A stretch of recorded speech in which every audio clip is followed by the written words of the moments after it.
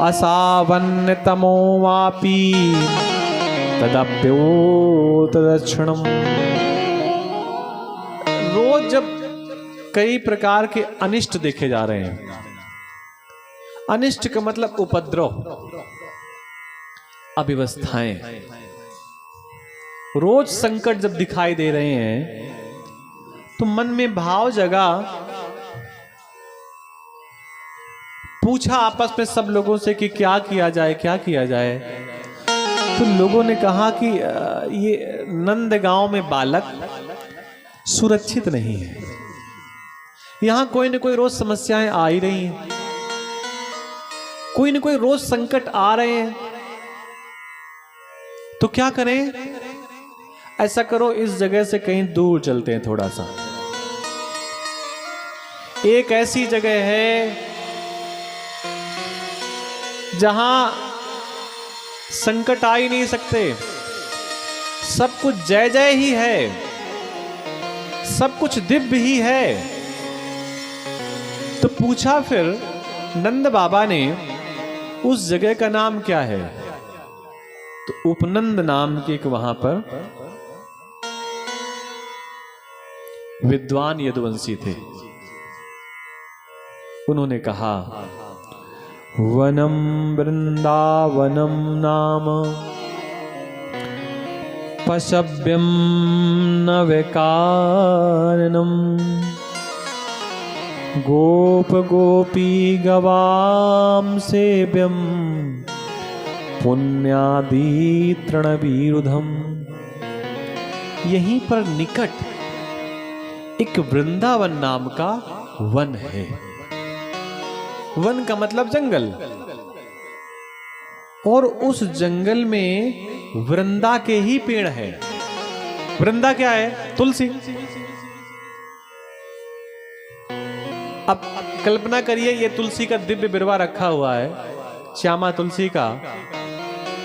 जब गमले में इतना सुव्यवस्थित किया जा सकता है, तो इसको अगर जमीन मिल जाएगी तो ये तो और अच्छा हो जाएगा। तो वहां चलते हैं, वृंदावन चलते हैं, जहां पर तुलसी बिरवा है, क्योंकि तुलसी के निकट रहेंगे तो कल्याण रहेगा, और इन सब प्रकार की जो विपत्तियां होंगी वो दूर हो जाएंगी। वृंदावन गए। वृंदावनम गोवर्धनम यमुना पुलिनानि चा वीक्षासीदुत्तमा प्रीति राम माधवयोर नृपा। सभी ग्वाल बालों ने उस अर्धचंद्राकार मंडल पर प्रवेश किया। गोधन रखने का जो स्थान था उसको व्यवस्थित किया, क्योंकि सबसे बड़ा धन भारत का गोधन है। और आज भी गाय उनके पास पली हुई हैं जो जिनके ऊपर लक्ष्मी की भगवत कृपा है, लक्ष्मी की कृपा है, और वो अपनी तरफ से धन खर्च कर सकते हैं। क्योंकि कोई इस उद्देश्य से अगर पाले कि नहीं हम दुग्ध से व्यापार कर सकते हैं और सब कुछ ठीक रहेगा, तो कठिन है। इसलिए बड़े भाग्यशाली हैं हम लोग जिनके यहाँ गाय हैं, या जिनके यहाँ गायों का धन यानी कि गाय का दुग्ध उपलब्ध होता है। गोकुल से वृंदावन गए और गायों को सुव्यवस्थित किया। सब लोग गाय चराने जाते, तो एक दिन कृष्ण भगवान ने भी अपनी माँ से कहा कि हम भी गाय चराने जाएंगे। तो माँ ने कहा कि अभी तुम बहुत छोटे हो, गाय चराने नहीं जा सकते, और बहुत ज्यादा मन हो तो बछड़े चराने चले जाओ। बछड़े छोटे छोटे। भगवान मान गए, बछड़े चराने गए। लेकिन देखिए समस्याएं, आप कहीं भी जाओ पीछा नहीं छोड़ते। कई बार लोग घर इसलिए बदल देते हैं कि वहां पर हमारे पड़ोसी अच्छे नहीं थे, इसलिए घर बदल देते हैं कि बढ़िया जगह जाएंगे, हो सकता है वहां अच्छे पड़ोसी मिल जाएं। महीने तो महीने, साल तो साल तो वही पड़ोस अच्छे लगते हैं, बाद में फिर वो भी काटने लगते हैं। आप कहीं भी जाओ, अगर जीवन में सुख लिखा है तो सब जगह सुख मिलेगा, और अगर जीवन में संकट परेशानियां लिखी हैं तो बच नहीं पाएंगे। उपाय यही है कि भगवान नाम का संकीर्तन करें, भगवान की कथा सुने, और भगवान के जीवन में इतने संकट आए फिर भी भगवान मुस्कुराहट को नहीं छोड़ा और प्रसन्नता को नहीं छोड़ा। इस बात को ध्यान में रखें और प्रसन्न रहें। वहां पर भी जब भगवान वृंदावन में पहुंचे तो वृत्तासुर नाम का एक असुर बछड़ों के झुंड में आ गया। भगवान समझ गए कि ये सामान्य बछड़ा नहीं है, ये ऐसा बछड़ा है जो बाकी गायों को और पशुओं को, जीव जंतुओं, ग्वाल बालों को चोट पहुंचा सकता है। मारने तो भगवान को आया था, स्वयं प्राण पखेरु उड़ गए। देखिए, जिसको भगवान का दर्शन हो जाए, परमात्मा का दर्शन हो जाए,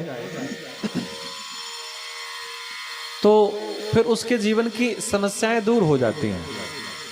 या जिनको परमात्मा की कृपा का अनुभव हो जाए। देखिए, परमात्मा की कृपा नित्य निरंतर सब पे रहती है। अनुभव हो जाए ये एक अलग विषय है। परमात्मा सब जगह विद्यमान है, सब जगह समान रूप से है, लेकिन हमारा वो अनुभव कब बने, ये बड़ी बात है।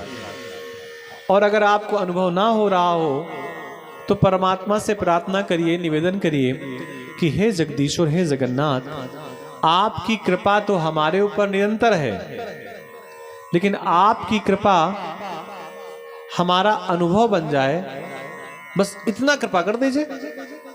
तो निश्चित मानिए भगवान की कृपा आपका अनुभव बन जाएगी, इसमें किसी प्रकार का संदेह नहीं है। बोली वृंदावन बिहारी लाल की।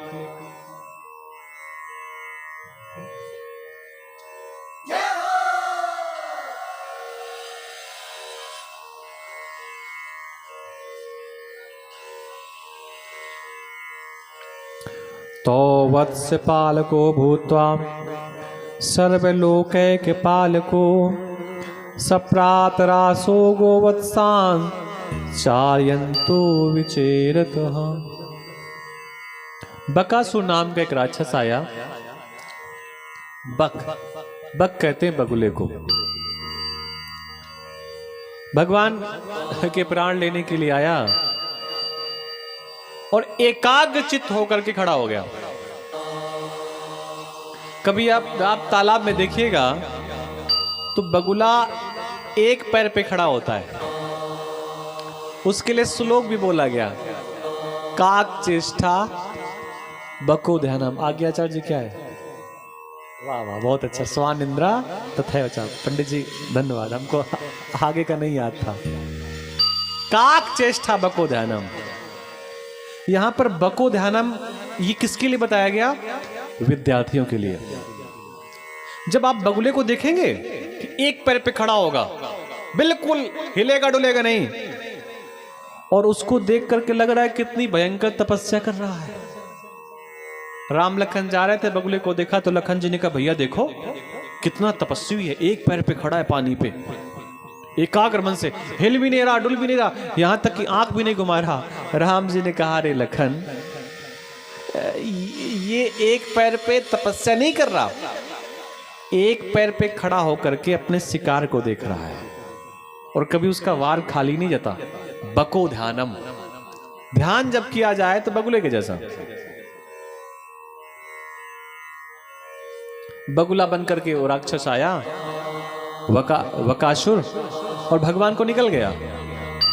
जैसे ही बिल्कुल कंठ के पास पहुंचा, भगवान ने इतना अपने शरीर को तेजस्वी बनाया, इतना गर्म बनाया कि उसको ऐसा लगा अगर अंदर निकल गया तो प्राण चले जाएंगे। मुंह पे अगर गर्म पानी चला जाए तो व्यक्ति उसको निकालने का प्रयास करता है, अंदर निकलने का नहीं। उसको ऐसा लगा अगर मैंने इसको निगल लिया तो मेरे प्राण निकल जाएंगे, और बाहर फिर निकाल दिया। चोंच से मारने का प्रयास किया, भगवान ने चोंच पकड़ी, ऐसे फाड़ दिया जैसे किसी तिन को कोई फाड़ देता है, और वो भी भगवान के धाम को प्राप्त हुआ। देखिए ये सब राक्षस हैं, लेकिन पहले जन्म में कोई संत था, किसी ने किसी संत का अपमान कर दिया, कोई द्वारपाल था, कोई दिव्यात्मा था, कोई पुण्यात्मा था। तो और जिन लोगों को संत महात्माओं ने श्राप दिया, वही अगले जन्म में भगवान का सानिध्य प्राप्त किया और भगवान के निकट आए। अघासुर नाम का राक्षस आया। कंस से इसने कहा कि चिंता मत करिए, हम आपको खुशखबरी ही देंगे और हम प्राण लेकर के ही आएंगे उस बालक के। समस्या ये है कि जाते तो सब प्राण लेने हैं, वापस बताने कोई नहीं आता कि वहां पर घटना क्या घटी। अरे कम से कम इतना तो कोई बता दे कि वहां घटना क्या घटी है, लेकिन कोई बताने के लिए जीवित नहीं रहता। जो जाता है भगवान उस पर कृपा करते। एक चीज और, मारना और उद्धार करना ये दो अलग अलग विषय हैं। संहार और उद्धार दो अलग अलग विषय हैं। जब आप दुर्गा सप्तशती के श्लोक पढ़ेंगे तो वहां पर संहार शब्द आता है। आचार्य जी क्या आता है? संहार। संहार में मौका नहीं मिलता है। जब जगदम्बा रूठती है या क्रोधित होती है तो संहार करती है। वो ये नहीं देखती कि फिर इसको कष्ट हो रहा है या परेशानी हो रही है। लेकिन राम जी के यहाँ बड़ी सुविधा है, कृष्ण भगवान के यहाँ बड़ी सुविधा है। यहाँ बार बार बचने का मौका मिलता है, सुधरने का मौका मिलता है। और यहाँ पर अगर आप ना भी सुधरें या हम लोग ना सुधरें तो उद्धार होता है। यहाँ वध नहीं होता, संहार नहीं होता, उद्धार होता है। अघासुर गया कि मैं भी जाकर के कुछ करूंगा, मैं भी अपना कुछ तो कर्तव्य दिखाऊं। ये पूतना और बकासुर का छोटा भाई था। इसने कहा मेरे भाइयों के प्राण लगता है उस ग्वाल बाले ने लिए हैं और मैं उसको छोड़ूंगा नहीं। पहुंच गया अघासुर। अग कहते हैं पाप को। पापी तो बहुत था, लेकिन कहीं कुछ परमात्मा का पुण्य उसने जीवन में किया था कि परमात्मा के निकट पहुंच गया। ये बिल्कुल निश्चित मानिए। आपका मन है भगवान का पूजन करने का, नहीं है, लेकिन फिर भी आप भूतेश्वर मंदिर के निकट पहुंच गए, परमठ पहुंच गए, गंगा किनारे पहुंच गए। इसका मतलब हो सकता है पाप आपके बहुत सारे हो, लेकिन कहीं पुण्य का बीज भी पड़ा हुआ है जिसके कारण आप किसी श्रेष्ठ स्थान पर हैं। सारे स्थान श्रेष्ठ हैं, सारी धरती दिव्य है, सबई भूमि गोपाल की, लेकिन गंगा यमुना के मध्य का जो ये स्थान है ये अलौकिक है, ये दिव्य है, ये रामकृष्ण की धरती है। जितने बड़ी बड़ी क्रांतियां हुई हैं, बड़े बड़े कुछ कार्य हुए हैं, वो यहीं से प्रारंभ हुआ है उनका। गंगा यमुना के मध्य का स्थान बड़ा दिव्य है। अघासुर पापी था, भयंकर पापी था। भगवान के द्वार में पहुंच गया, भगवान के निकट पहुंच गया। बोले क्या करें, तो अजगर का मुंह बना करके बैठ गया। एक ओंठ तो आकाश को छू रहा था, दूसरा ओंठ जमीन पर ऐसे रखा हुआ था। अपने शरीर को इस प्रकार का तैयार किया कि बालकों को पता न चले। बालक गौएं चराने जा रहे थे, बालकों ने देखा कि ये पहाड़ के जैसा क्या है, तो एक ने कहा कि अजगर है, दूसरे ने कहा तुझको पता नहीं है, ये अजगर नहीं है। मैंने अपनी नानी से कहानी सुनी थी कि जंगल में बड़े बड़े महात्मा रहते हैं, बड़ी बड़ी गुफाएं हैं, ये कोई गुफा है। अब आपस में चर्चाएं हो रही हैं, एक बालक दूसरे बालक से चर्चा कर रहा है। अब बालकों का स्वभाव होता है, कोई बालक वही 10 साल के थोड़ी ना, सब छोटे छोटे बालक हैं, सब 6 साल के बालक हैं, 7 साल से कोई बड़ा है ही नहीं। सब आपस में चर्चा कर रहे हैं। एक ने कहा लगता है अजगर है, तो बोले दूसरे ने कहा तुझको पता नहीं अजगर नहीं है, ये तो गुफा है। ओंठ पर चढ़ने लगे तो एक ने कहा लगता है ये अजगर का नीचे का ओंठ है। उसने कहा ओंठ नहीं है, सीढ़ियां हैं, हमारे चढ़ने में असुविधा ना हो इसलिए यहाँ के लोगों ने पहले ही बना रखी हैं। थोड़ा और अंदर पहुंचे तो जिब्या रखी हुई थी। किसी ने कहा इसको देख करके ऐसा लग रहा है जैसे अजगर की जिब्या हो। अरे बोले तुझको पता नहीं, सब लोगों को पता था कि हम लोग आने वाले हैं, इसलिए बढ़िया से गद्दे बिछा दिए गए। आप लोग परेशान मत हो ना, ये गद्दे ही है। जो मन में भाव जगे कि नहीं पंडित जी ये भी तो कोई जिब्या नहीं है अजगर की।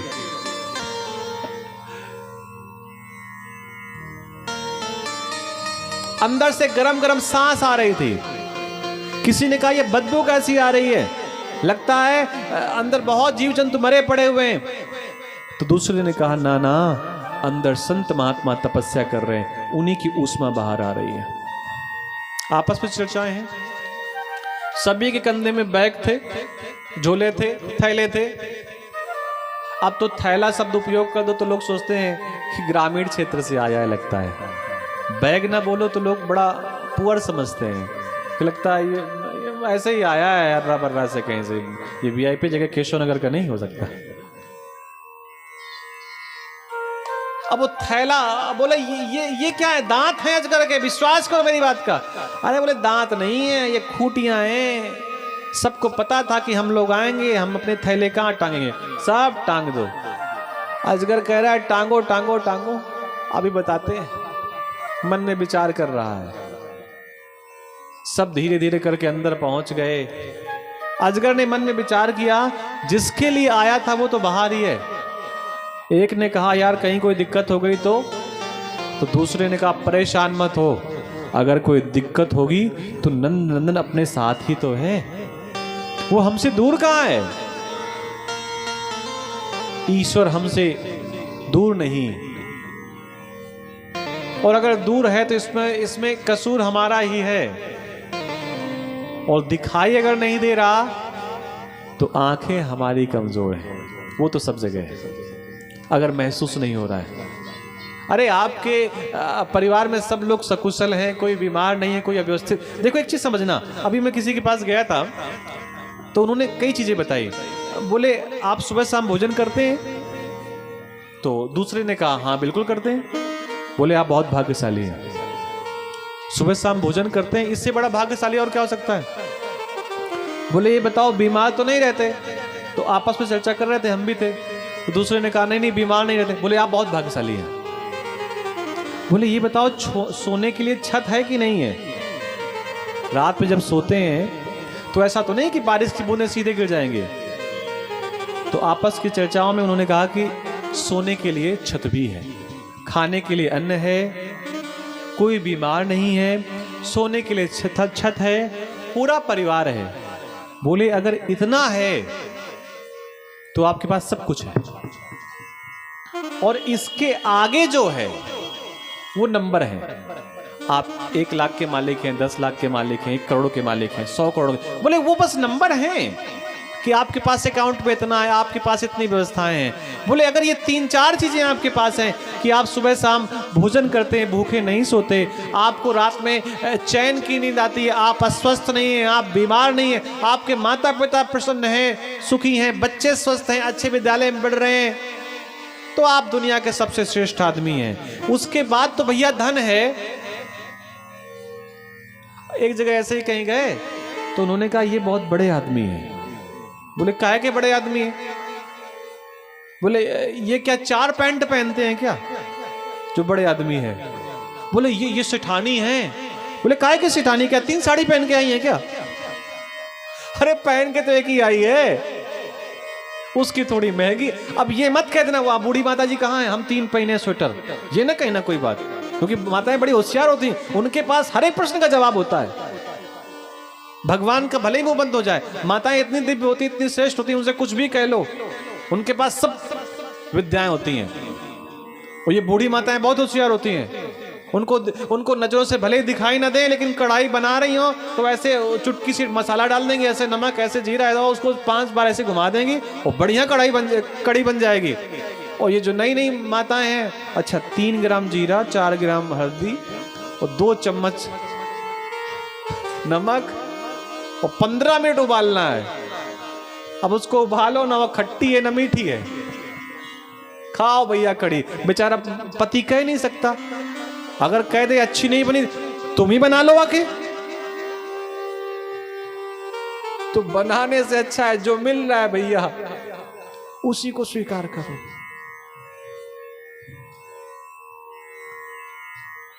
अजगर ने कहा कि वो तो बाहर ही खड़ा है जिसके लिए हम आए हैं। भगवान दौड़ करके अंदर प्रवेश कर गए कि मैं अपने भक्तों को अकेला नहीं छोड़ सकता। तब अजगर ने अपना मुंह बंद करने का प्रयास किया। भगवान ने अपना ऐसा विशाल स्वरूप बनाया कि अजगर का शरीर फट गया, सब ग्वाल बाल जितने भी जीव जंतु थे सब बाहर आ गए और भगवान ने सभी पर कृपा की। बोलिए वृंदावन बिहारी लाल की जय। बड़ी मधुर मधुर लीलाएं हैं। एक दिन तो भगवान ने कहा कि मैया अब हमारा विवाह करवा दो। देखो बच्चे जब कहें कि विवाह करवा दो तो भैया करवा दो, नहीं करवाओगे तो ले आएंगे, फिर क्या करेंगे? फिर मजबूरी में 2-4 साल बाद आप वो कहीं कल्याणपुर में रहेंगे, कहीं वो चकेरी में रहेंगे और फिर धीरे से आएंगे, फिर धीरे से आप भी मिलने जाएंगे। अच्छा बेटा हो गया, नाम गोपाल है, चलो देख आते हैं। फिर ये होगा यार किराए में क्यों रह रहे हो, आ जाओ, अंत में तुम्ही को लेना है। तो माँ ने कहा क्या तुमने किसी को देख रखा है? हाँ हाँ मैंने देख रखा है, मैंने सुन रखा है। किसके बारे में? श्री राधा के बारे में। श्रीमद् भागवत कथा में राधा जी का नाम कहीं नहीं आता। कारण सुखदेव मुनि की वो गुरु है और गुरु का नाम शिष्य ले नहीं सकता, इशारों इशारों में बता सकता है।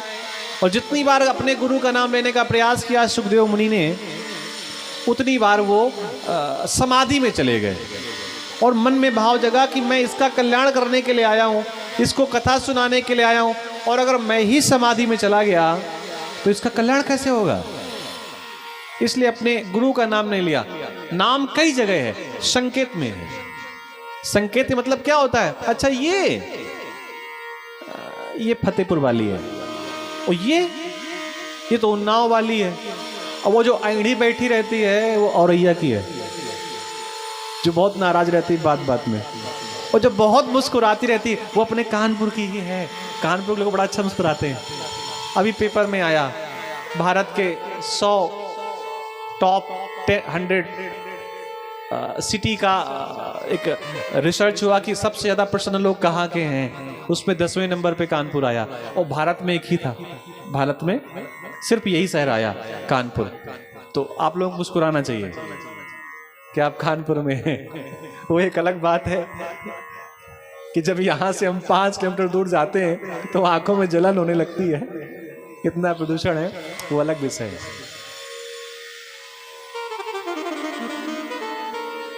राधिका गोरी से बिरज की छोरी से मैया करा दे मेरो ब्याह। राधिका गोरी से बिरज की छोरी से मैया करा दे मेरो ब्याह।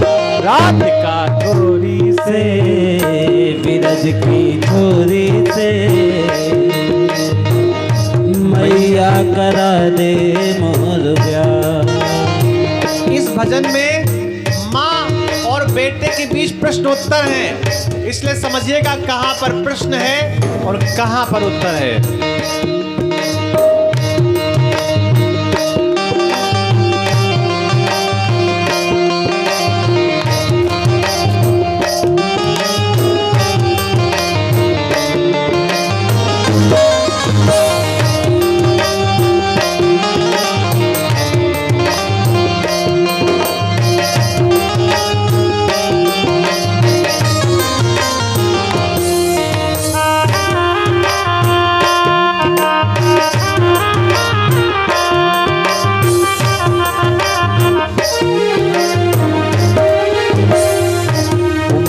तेरी छोटी है, जय हो नजर तेरी खोटी है। जय हो उम्र तेरी छोटी है, नजर तेरी खोटी है। कैसे करा दो तेरो ब्याह राधिका गोरी से बिरज की छोरी से मैया करा दे मेरो ब्याह।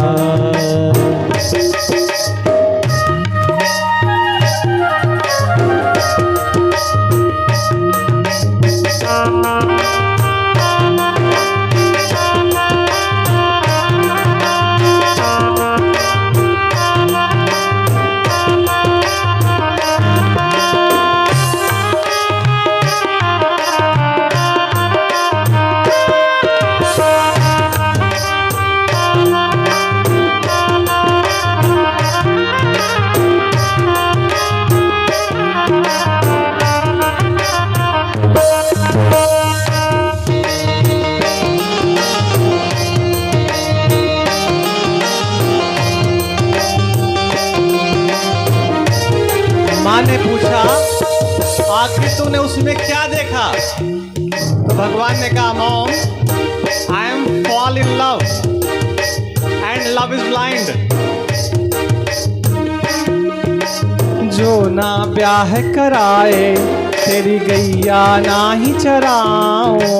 जो ना ब्याह कराए तेरी गैया नहीं चराओ। आज के बाद मेरी मैया तेरी देहली पर ना आऊं। आज के बाद मेरी मैया तेरी दहली पर ना आओ। आएगा रे मजा अब जीत हार का राधिका गोरी से बिरज की छोरी से राधे मैया करा दे मेरो ब्याह। राधिका गोरी से बिरज की चोरी से मैया करा दे मोर ब्याह।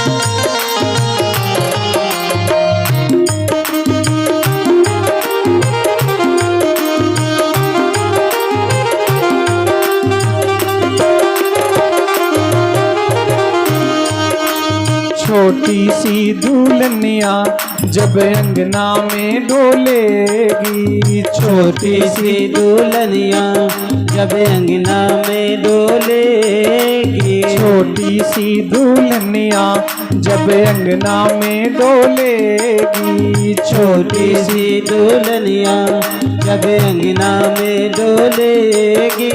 तेरे सामने मैया वो घूंघट ना खोलेगी। तेरे सामने मैया वो घूंघट ना खोलेगी।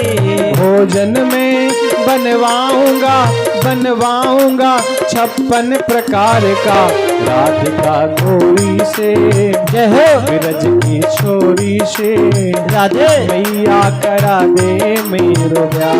राधिका गोरी से बिरज की छोरी से मैया करा दे मोर ब्याह।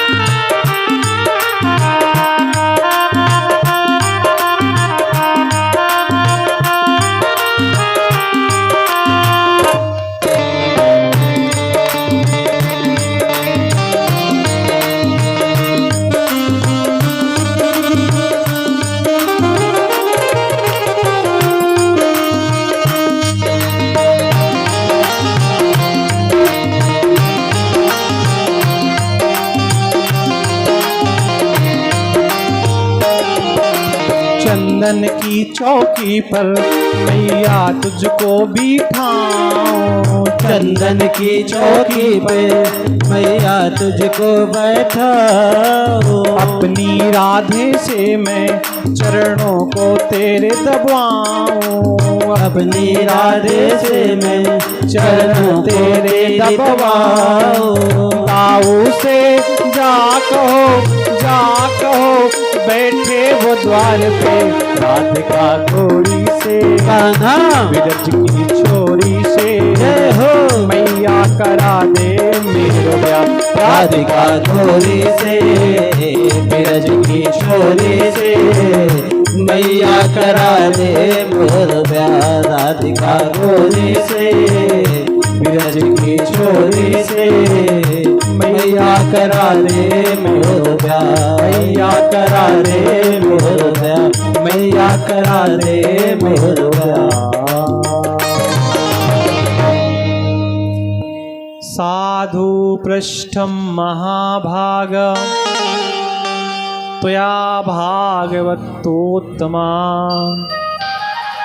यन्नूतन्यशीशस्य श्रवणन्नपि कथामुहु। भगवान कई लीलाएं कर रहे हैं, आ जाइए अगर समय है तो। और